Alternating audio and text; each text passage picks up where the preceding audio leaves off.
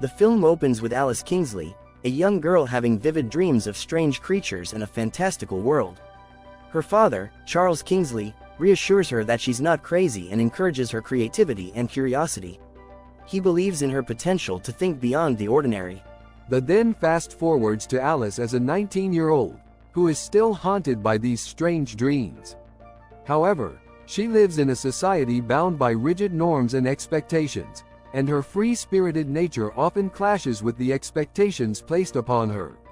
Alice attends a garden party with her mother and sister, where she discovers that the event is actually a prearranged engagement party. Hamish Ascot, a wealthy but awkward young man, is set to propose to Alice. Overwhelmed by the pressure and the strange behavior of the guests, Alice feels trapped. She also notices a familiar sight: a white rabbit in a waistcoat scurrying around the party. Confused but intrigued, Alice follows the rabbit into the woods, away from the party. She chases it until she falls into a deep rabbit hole, tumbling down through a strange, magical world.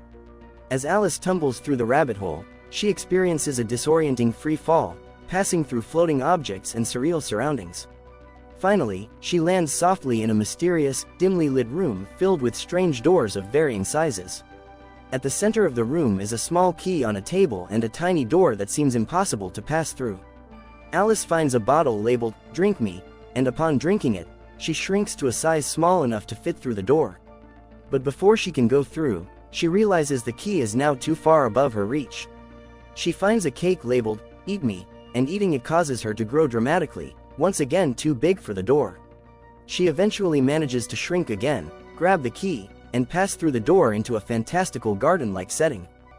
Alice steps into Wonderland, a mysterious, vibrant world that feels strangely familiar to her, although she doesn't remember having been there before.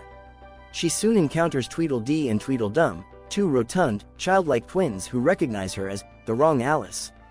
Confused by this, Alice tries to make sense of what's happening, but her questions are interrupted by the arrival of the White Rabbit, who led her to the rabbit hole, the Dormouse, and other quirky inhabitants of Wonderland.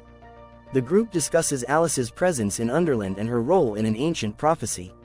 They believe Alice has returned to slay the Jabberwocky, the fearsome creature that serves the tyrannical Red Queen. However, Alice denies any memory of being there before or any such prophecy. As they argue whether she is the right Alice or not, the Bandersnatch, a vicious creature controlled by the Red Queen, and the Red Queen's soldiers arrive to capture Alice. The White Rabbit and Dormouse help Alice escape into the woods. They explain that Wonderland has been oppressed by the cruel Red Queen, and many believe Alice's return is meant to end the Red Queen's reign and restore the rightful ruler, the White Queen. After escaping the Red Queen's soldiers, Alice stumbles upon a large mushroom. On top sits Absalom, the blue caterpillar, who is puffing away at a hookah. Absalom is wise, cryptic, and rather condescending. He immediately questions Alice's identity, further confusing her as to whether she is the right Alice or not. Absalom refers to a prophecy that shows Alice slaying the Jabberwocky, and though Alice denies this could be her, the caterpillar insists she is indeed the chosen one, just not yet fully herself. He leaves her in a state of doubt before retreating back into his cocoon. Still in disbelief about her role in this bizarre world, Alice continues her journey and soon meets the Cheshire Cat, a grinning feline who can disappear and reappear at will. He leads her to the Mad Hatter's tea party, where Alice is reintroduced to the Mad Hatter, March Hare, and Dormouse. The Mad Hatter, eccentric and a bit mad himself, recognizes Alice immediately, but is puzzled by her confusion. He explains that Wonderland has been suffering under the rule of the Red Queen, who took over from her sister, the kind-hearted White Queen. The Mad Hatter believes that Alice is destined to restore balance by defeating the Jabberwocky on Frabjous Day, the day the prophecy foretells. As they talk, the Red Queen's forces approach, led by Stain, the Knave of Hearts. The Mad Hatter shrinks Alice and hides her in a teapot to protect her. He offers himself up as a distraction, allowing Alice to escape unnoticed. The Knave captures the Hatter and takes him to the Red Queen's castle. Now, with the help of the Dormouse and other allies, Alice must continue on her journey, all the while grappling with her own doubts about whether she is truly the hero of this world. As she witnesses more of the oppression under the Red Queen's rule and learns about the prophecy, Alice starts to realize that her dreams may not have been dreams at all, and she begins to accept her possible role in Wonderland's fate. After the Mad Hatter is captured, Alice is left conflicted about what to do next. She is still uncertain about her destiny, but her sense of responsibility grows stronger. While traveling deeper into Underland, she meets various quirky creatures and witnesses firsthand the oppression brought on by the Red Queen. The Red Queen, Irasbeth, is a tyrant with a massive, disproportionate head, ruling through fear. Her castle is filled with grotesque figures and her court is ruled with an iron fist. She delights in ordering executions with her infamous line, "Off with their heads." The Knave of Hearts, Stain, serves as her loyal and sinister right-hand man. Meanwhile, the Red Queen's sister, Mirana, the White Queen, resides in a serene and peaceful castle. Unlike her sister, the White Queen is calm, kind, and hopeful that Alice will fulfill the prophecy. Mirana is portrayed as ethereal and somewhat passive, always composed and speaking softly, which contrasts sharply with her tyrannical sister. Alice, still shrinking and growing as she navigates Underland, makes her way to the White Queen's castle. There, she learns more about the prophecy and how it is written in the Oraculum, a magical scroll that foretells the events in Underland. The Oraculum depicts Alice slaying the Jabberwocky, the fierce dragon-like creature that serves as the Red Queen's greatest weapon. During this time, the Mad Hatter remains a prisoner in the Red Queen's castle, but he uses his eccentric wit and charm to entertain and confuse the Queen, all while plotting his escape. The Red Queen takes a particular liking to him and enjoys his company, unaware of his loyalty to Alice and the White Queen. While at the White Queen's castle, Alice begins to accept her role in the prophecy. She realizes that she has grown stronger and more capable as her journey unfolds, even though she initially doubted herself. The White Queen prepares her for the inevitable confrontation with the Jabberwocky, and Alice begins to gather the courage she needs to face her destiny. In a climactic sequence, Alice dons a suit of armor and takes up the Vorpal sword, the only weapon capable of defeating the Jabberwocky. She prepares to face the creature on Frabjous Day, the day when the prophecy is meant to come true. All of Underland's inhabitants gather for the final showdown between Alice and the Red Queen's fearsome Jabberwocky. On Frabjous Day, the day foretold by the prophecy, the forces of the White Queen and the Red Queen prepare for a final battle.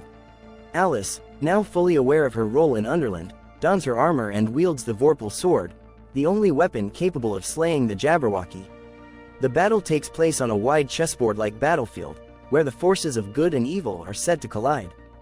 On one side, the White Queen's army, comprising creatures loyal to peace and freedom, stands ready, led by Alice. On the other, the Red Queen's terrifying creatures and loyal soldiers, including the Knave of Hearts and the mighty Jabberwocky, prepare for war. As the battle begins, Alice confronts the Jabberwocky, a monstrous, dragon-like creature with fearsome wings and sharp claws. The Jabberwocky, voiced by Christopher Lee, is imposing, dark, and filled with malice. Alice's initial strikes are deflected by the powerful creature, and the two engage in a fierce duel atop a stone bridge. Meanwhile, the battle rages on below between the two armies. The Mad Hatter, recently freed from his captivity, fights valiantly alongside the White Queen's forces, using his unpredictable madness and quick thinking to outwit the Red Queen's soldiers. The March Hare and Dormouse fight alongside him, using their agility and cleverness to help turn the tide of the battle. As Alice and the Jabberwocky clash, the Red Queen watches in fury and disbelief. The battle seems evenly matched at first, with the Jabberwocky's size and strength proving to be a formidable challenge. However, as Alice grows more confident and remembers her previous encounters in Underland, she begins to outmaneuver the beast. She draws on all her strength and determination, realizing that this moment is not just about the prophecy but about embracing her own power and courage. In a final, dramatic moment, Alice delivers the fatal blow with the Vorpal sword, severing the Jabberwocky's head in a powerful strike. The Jabberwocky falls, and its defeat signals the end of the Red Queen's reign of terror. With the Jabberwocky slain, the Red Queen's army is defeated, and the White Queen's forces celebrate their victory. The Red Queen and Stain, the Knave of Hearts, are captured. The White Queen, showing her mercy and grace, exiles her sister rather than having her executed, ensuring that justice is served without cruelty. In the aftermath of the battle, Underland is restored to its former glory, and peace returns to the realm. The inhabitants of Underland celebrate Alice as their savior, and the White Queen resumes her rightful place as the benevolent ruler.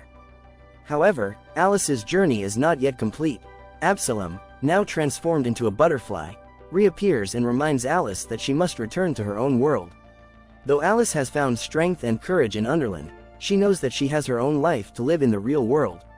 She bids farewell to her friends, including the Mad Hatter, who expresses a desire to see her again one day. Alice returns to the real world, waking up just as Hamish's proposal awaits her answer. Armed with newfound confidence and clarity, Alice refuses the marriage proposal, choosing instead to follow in her father's footsteps and explore new opportunities. She confronts the expectations placed on her and takes control of her own future. In the final scene, Alice boards a ship, embarking on a new adventure that symbolizes her personal growth and newfound independence. As the ship sails away, Absalom, now a butterfly, flutters overhead, reminding Alice of her transformative journey in Wonderland.